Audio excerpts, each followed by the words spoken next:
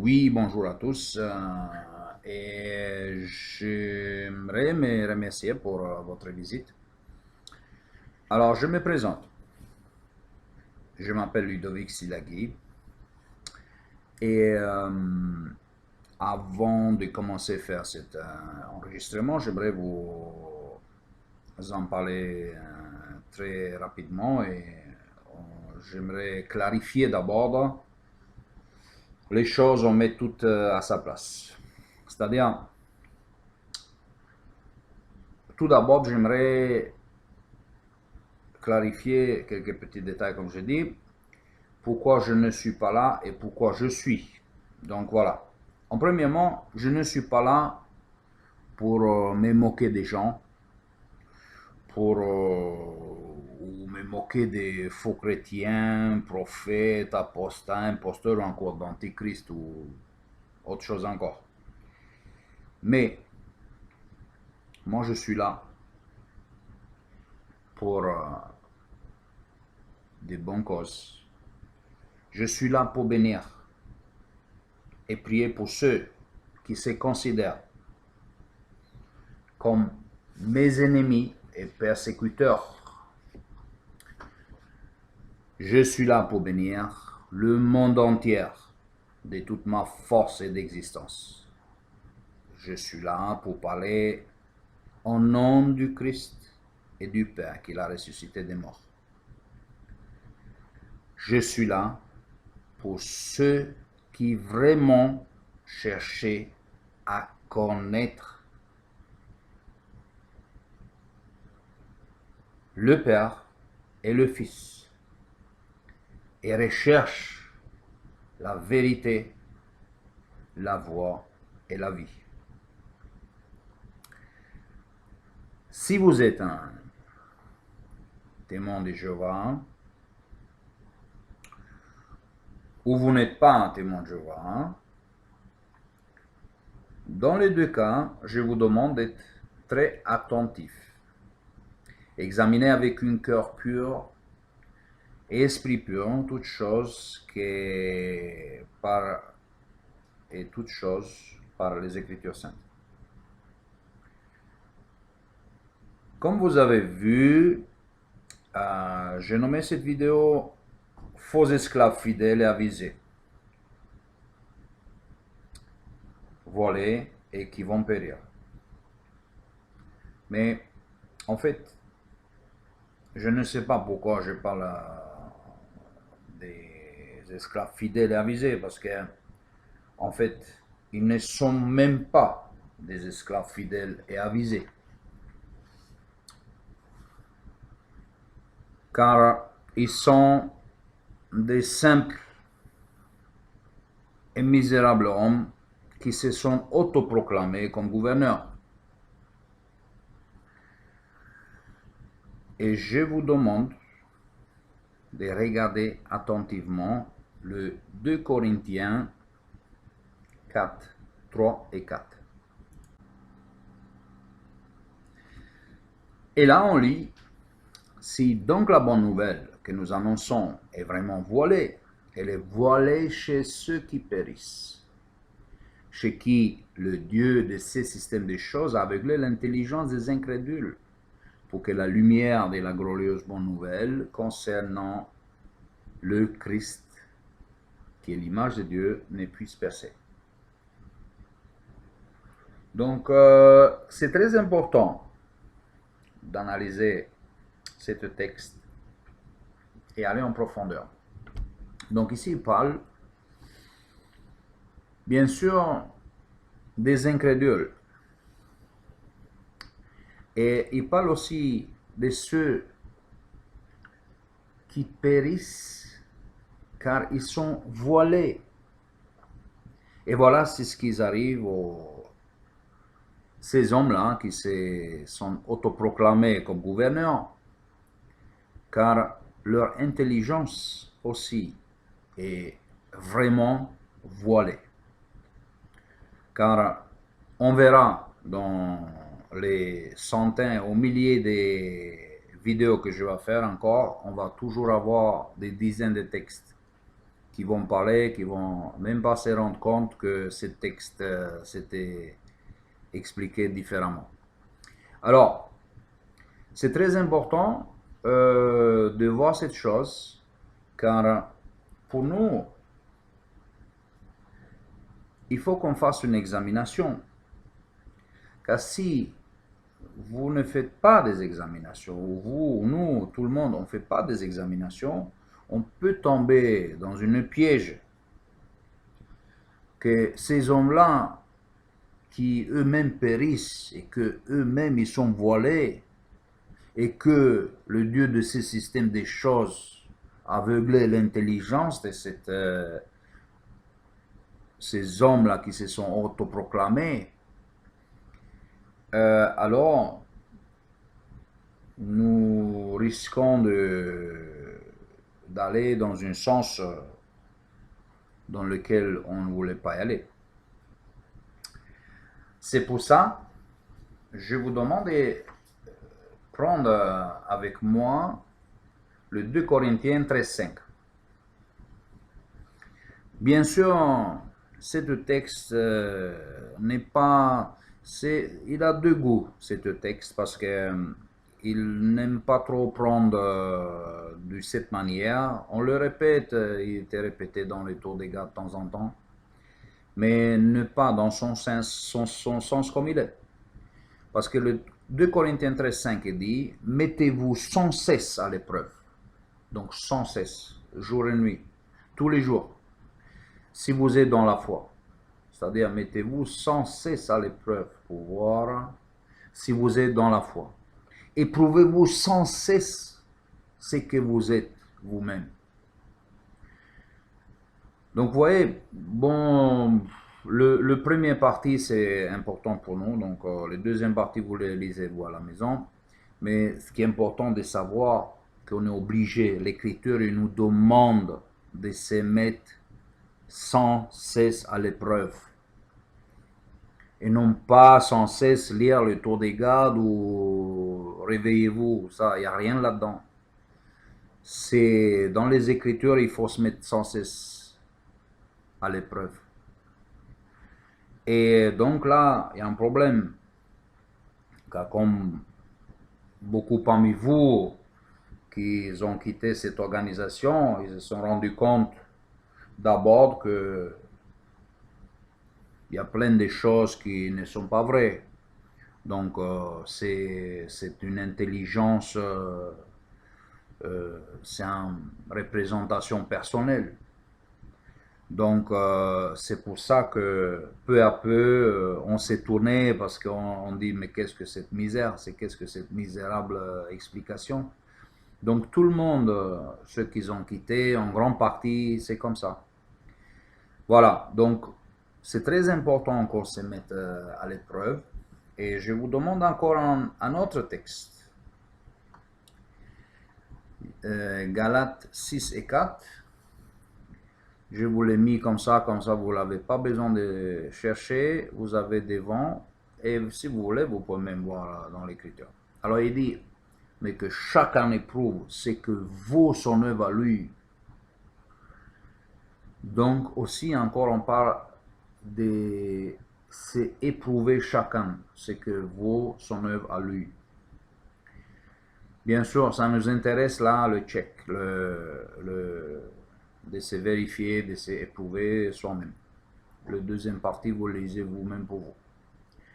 Alors, Jéhovah Dieu, il veut que nous nous mettons à l'épreuve. Car ça, c'est une chose très très importante. Et non seulement qu'il veut qu'on se mette à l'épreuve, il dit que ceux qui se mettent à l'épreuve sans cesse, il va les nommer comme nobles d'esprit. Allez, voyons donc dans l'acte 17, 10 et 11.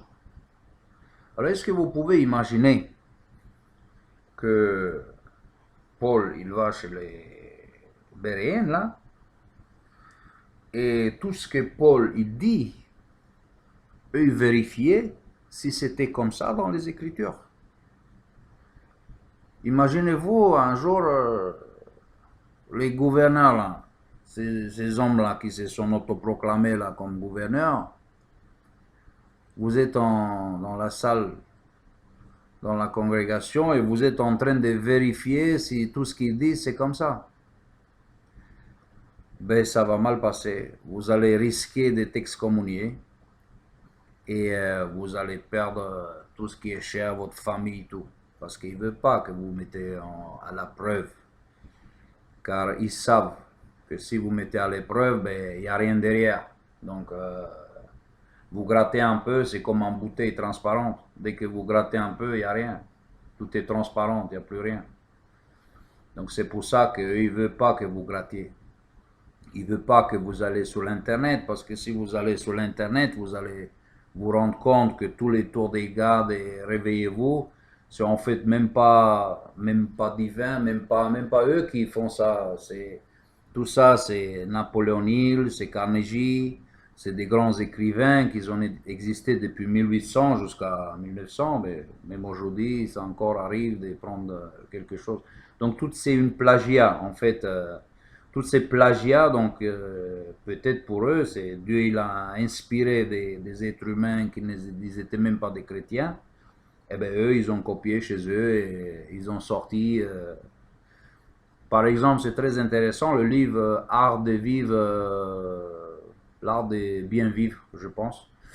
Et donc celui-là, je crois que c'est la Bible des tours des gardes et de réveillez-vous, hein. Parce que si vous lisez ce livre, il manque pas un virgule de ce livre qui n'était jamais expliqué dans le Tour des Gardes. Donc voilà, donc je vois, il nous déclare des nobles. Alors laissez-moi me lire là, ici. Aussitôt, dans l'acte 17, 10 et 11.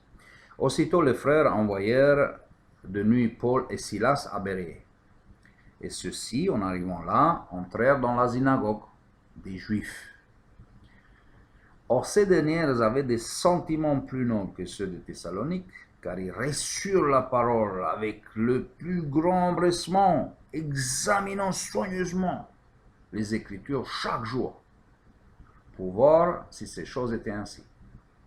Donc, là, on a tout compris. Ils disent encore même plus que dans les deux textes avant, parce qu'il dit ici, examiner soigneusement. C'est pas que examiner les Écritures chaque jour, soigneusement. Donc ils allaient en profondeur. Donc ça c'est très important. Si ça vous le faites, ben là il y a plus rien, hein. Donc voilà, un avertissement pour les témoins de Jéhovah, hein. Il faut pas le faire, hein, parce que là, excommunication, shining. Bon, donc on a tout compris là. Maintenant,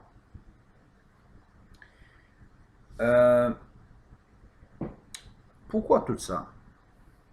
Tout ça, c'est déjà, tout d'abord, parce que vous allez voir que si vous allez commencer à pratiquer l'examination, vous allez avoir quelque chose, c'est comme un sport. Mais bien sûr, encore, c'est autoproclamé, gouverneur autoproclamé, il ne veut pas parler de ça, parce que vous allez devenir forte. Donc, quand vous parlez d'examination, que Jéhovah il désire, et les prophètes aussi, et les apôtres aussi, ils voulaient, donc c'est que, en examinant, vous devenez un chrétien mûr et solide, parce que vous, en examinant, vous raisonnez par les Écritures, et vous entretenez une muscle mentale. Vous allez avoir une muscle mentale qui ça va se renforcer. Commençons par maintenant déjà, vous allez commencer à voir votre muscle mental qui s'entraîne. Voilà. Si vous avez déjà fait, vous êtes déjà bien en forme et là, vous allez encore renforcer votre musculature mentale. Si vous ne l'avez pas faite, mais vous allez devenir comme le plus grand parti de cette organisation, qui sont tous sur des antidépresseurs, commençant par les anciens, et même le governing body sont tous des... Ils représentent des laboratoires pharmaceutiques. On parlera la prochaine fois. Là, maintenant, on n'a pas le temps pour ça. Mais on va parler la prochaine fois de ça. Alors, c'est très important, car même Paul, il parlait de cet entraînement, et même Jéhovah, il a dit, c'est moi-même qui va finir cet entraînement. Donc, c'est pas les gouverneurs. Hein. Donc, il n'y a pas d'anciens, il n'y a pas de gouverneur, il n'y a rien. C'est pas marqué là-dedans. Hein. On n'a pas, et surtout, on n'a pas besoin d'eux. Hein. Et donc, ça, c'est très, très important pour nous, pour le faire. Mais non, bien sûr, ça va encore plus loin. Parce que dans quelques textes, on était allé très loin. Maintenant, s'il vous plaît, prenez avec moi la Révélation 2, 1 et 2. Alors que ici, il y a encore un texte. Ça, c'est sûr que personne qui va le voir va le vouloir de lire ou l'entendre, parce que là, c'est encore une autre chose catastrophique. Si vous lisez un jour ça dans une congrégation des témoins de Jéhovah, ben là, ça va faire un tremblement de terre. Mais lisons les choses que les autres, ils n'aiment pas le lire. Alors, laissez-nous le lire. Donc, Révélation 2, 1 et 2, il dit, à l'ange de congrégation qui est à Éphèse, écrit. Voilà, donc c'est le Christ qui parle. Hein. Voici les choses qu'il dit. Celui qui tient les 7 étoiles dans sa main droite, celui qui marche au milieu des 7 portes, lampes d'or. Alors il dit, je connais tes actions et tes labeurs et ton endurance. Et je sais que tu ne peux pas supporter les hommes mauvais et que tu as mis à l'épreuve ceux qui se disent apôtres. Mais ils ne le sont pas et que tu les as trouvés menteurs. Voilà. On peut le traduire aujourd'hui. On peut le traduire aujourd'hui aussi. Que on peut féliciter. Là, le Christ, il félicite les Éphésiens qui disent, voilà, ils ne supportent pas les hommes mauvais. Il n'y a rien de mal. Eux, ils n'étaient pas des esclaves fidèles, ils étaient des apôtres. Mais quels apôtres ils étaient? Si maintenant, aveuglément, il aurait dit, oui, vous êtes des apôtres, alors non, nous, on est des IA, alors ça aurait été comme aujourd'hui, les gens, ils allaient aveugles et tomber dans le ravin, quoi. C'est pour ça que il faut les mettre à l'épreuve. Il faut les tester, il dit d'autres versions bibliques. Parce que s'avère, donc là on le sait, tout le monde y sait, sauf les témoins de Jéhovah, ils ne savent pas parce qu'ils n'ont pas le droit de savoir. Donc tout le monde y sait, donc voilà, qu'ils ne sont pas. Ils ne sont pas des collèges centrales, ils ne sont pas des gouverneurs, ils ne sont rien du tout. Et c'est pareil comme ici, et que tu les as trouvés menteurs, c'est des menteurs. Voilà, c'est tout. Donc ça, ici aussi, bon, je ne voulais pas arriver à la résultat, je voulais tout simplement dire que même avant d'arriver au résultat, le chemin c'est très important. C'est que, qu'est-ce qu'il a fait? Il a mis à l'épreuve ceux qui se disent apôtres, etc., etc., etc. Donc, l'écriture, on a traité quelques textes bibliques qui parlent tout simplement de tester. D'accord? Testez, examinez-vous, mettez-vous sans cesse à l'épreuve, donc, etc., etc. Donc là, si quelqu'un qui n'a pas compris, ben, il ne va plus jamais comprendre. On peut arrêter là et on reste là. Pour ceux qui veulent aller plus loin, j'aimerais prendre un autre texte qui est le Matthieu 24, 45 et 47. Alors, ici, tout à l'heure, j'ai commencé cette vidéo par faux collège central, voilés et qui périssent. Donc, en fait, ici, j'aimerais voir ce texte avec vous. Alors, laissez-moi le lire. Je vais le lire. Quel est donc l'esclave fidèle et avisé que son maître a établi sur ses domestiques pour leur donner leur nourriture en temps voulu?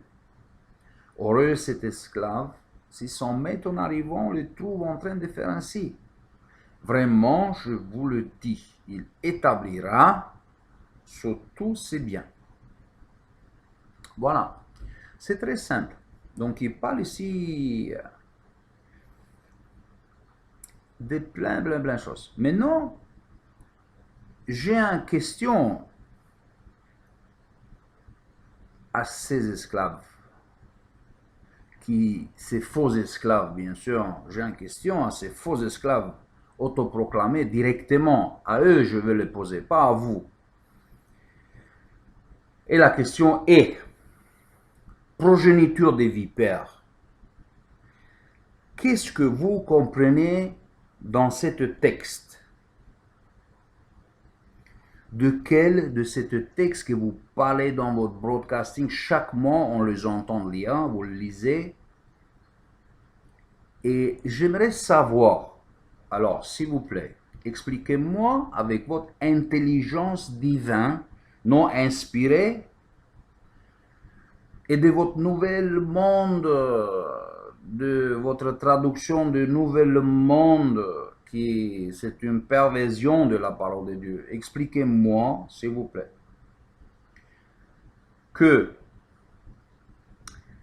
comme il dit ici, là, donc, voilà, l'esclave fidèle disait que pour donner leur nourriture en temps voulu. Ici, il y a une chose qu'il dit, c'est qu'ils donnent leur nourriture. Il y a d'autres versions qui disent, en anglais, je dis the right food at the right time, c'est-à-dire le bon nourriture en bon temps. C'est-à-dire chacun sa bonne nourriture. Mais même ici, on peut le voir pour leur donner leur nourriture, c'est-à-dire leur propre nourriture, pas chacun, ce qui est très important ici à comprendre pour une intelligence simple, une humaine normale qui n'a pas besoin d'être inspiré pour comprendre que ici on parle de chacun sa nourriture, c'est-à-dire que on parle de différentes nourritures parce que pas tout le monde mange la même chose, on parle de différentes nourritures en différents temps. C'est-à-dire que quand les témoins de Jéhovah reçoivent le tour des gardes et awake, ils reçoivent la même nourriture en même temps. Donc là, il y a un gros problème là. Hein. Là, ça ne passe pas dans le de 24-45. Donc, ils n'entrent pas du tout là-dedans. Hein. Donc, ce qu'ils font là, cette mascarade, ce n'est pas 24-45 parce qu'ils donnent la même chose. Voilà, donc ils donnent la même nourriture en même temps. Ici, ils donnent leur propre nourriture à leur nourriture à eux. Et en temps voulu, c'est en right time, c'est en bon temps, quand ils ont besoin. Parce que pas tout le monde, il mange en même temps, pas tout le monde, il mange les mêmes choses. Mais ici, c'est tout le monde, il mange la même chose, tout le monde, il mange en même temps. Donc voilà, c'est très grande différence. Donc voilà. Et là, par exemple, quand il dit le 46, bon, c'est pas très important. Heureux cet esclave de son maître en arrivant, on le trouve en train de faire ainsi. D'accord, c'est bien. Bravo. Après, il dit, vraiment, je vous le dis, il établira. S'il le trouve comme ça, il établira sur tous ses biens. Quand le maître, en arrivant, le trouve en train de faire ainsi. C'est-à-dire, il va établir quand il viendra. Alors, ce que j'aimerais savoir de ces 7 serpents, que lequel parmi eux, de ces 7 serpents, était établi par le Christ lui-même sur tous ses biens. Même si la réponse, il est clair comme une cristal, j'attends une réponse quand même. Et voilà, pour le moment, je finis. J'ai fini avec cette présentation et je vous remercie de m'avoir visionné. et que Dieu vous bénisse tous. Amen.